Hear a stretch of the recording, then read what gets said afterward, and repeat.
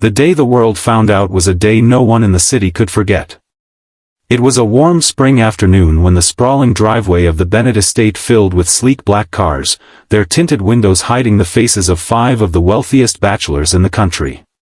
They had come dressed in tailored suits, polished shoes gleaming under the sun, ready for what they believed would be the opportunity of a lifetime, to win the approval of a powerful CEO, Eleanor Bennett, and, more importantly, to become the stepfather to her only child, 8-year-old Sophie. But Sophie wasn't just a little girl in a black dress with golden hair that caught the light like a halo.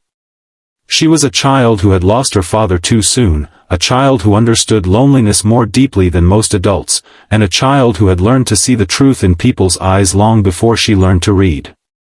Before we go further, if you believe in kindness, in second chances, and in judging people by their heart rather than their bank account, please take a moment to like, comment, share, and subscribe to Kindness Thread. Your support helps us bring more real, inspiring stories like this to life. From the very start, this wasn't supposed to be Sophie's choice alone. Eleanor Bennett had worked her way from nothing to building one of the largest tech empires in the country. Her life was schedules, contracts, boardrooms, and relentless ambition. After her husband's sudden passing, she threw herself even deeper into her work, convincing herself that building a legacy was the best way to protect her daughter's future. But as Sophie grew, Eleanor noticed a distance forming between them. Sophie smiled less, spoke less, and preferred to spend her afternoons in the quiet corners of the house where no one bothered her. The CEO's own mother had once told her, "A child doesn't just need security, she needs a hand to hold and a voice to tell her she's loved." Eleanor heard those words echo late at night, and somewhere deep down, she knew they were true. That was when she began to think about finding someone who could be a father figure to Sophie. She didn't do things the way most people did. She drew up a list of qualities, reviewed profiles of successful men, and invited 5 who seemed to fit her criteria. They were powerful, wealthy, and well-connected. On the day they arrived, they stood in a neat line in front of the mansion, each waiting for their turn to impress. The cameras of curious reporters lingered at the edges of the driveway, trying to catch a glimpse of this unusual audition. Sophie, however, didn't care about their expensive watches or confident smiles. As she wandered out into the garden, her gaze fell not on the men in suits but on someone kneeling by the flower beds, pulling weeds with careful hands. His name was Daniel Carter, the estate's janitor and handyman. His denim overalls were worn at the knees, yellow gloves smudged with soil, and a small toolkit hung from his belt.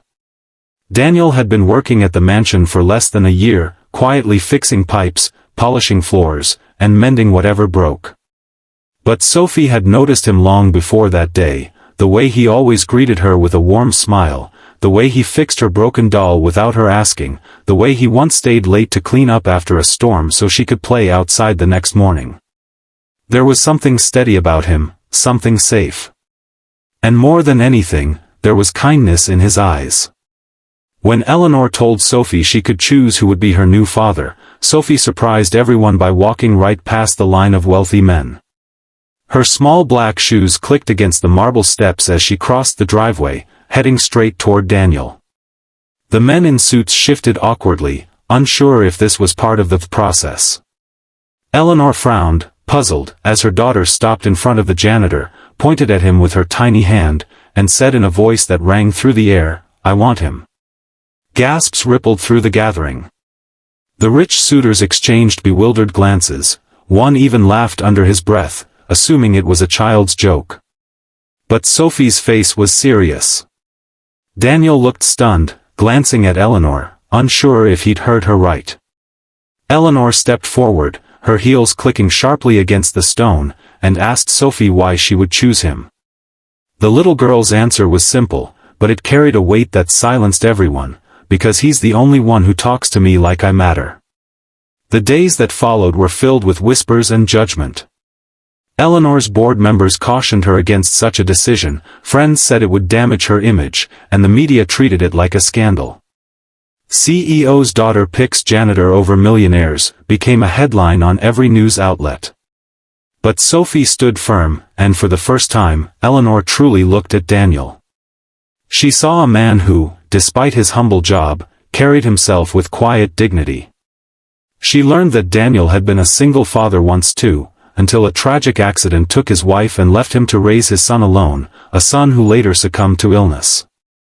He had endured loss, hardship, and loneliness, yet never lost his compassion for others. Slowly, Eleanor began to see what Sophie saw. She noticed how Daniel listened when people spoke, how he remembered the small details, how he never hesitated to help even when no one was watching. She saw Sophie's laughter return when he was around, the way her eyes lit up when she told him about her day, the way she leaned on him with the trust only a child can give. And in those moments, Eleanor realized that wealth could build a house, but love built a home.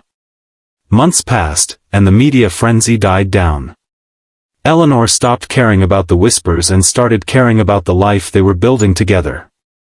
Daniel never tried to replace Sophie's father. Instead, he became her friend, her mentor, and the steady presence she had been missing. And somewhere along the way, Eleanor herself found comfort in his quiet strength, the way he reminded her to breathe when her work consumed her, the way he made her feel seen as a woman, not just as a CEO.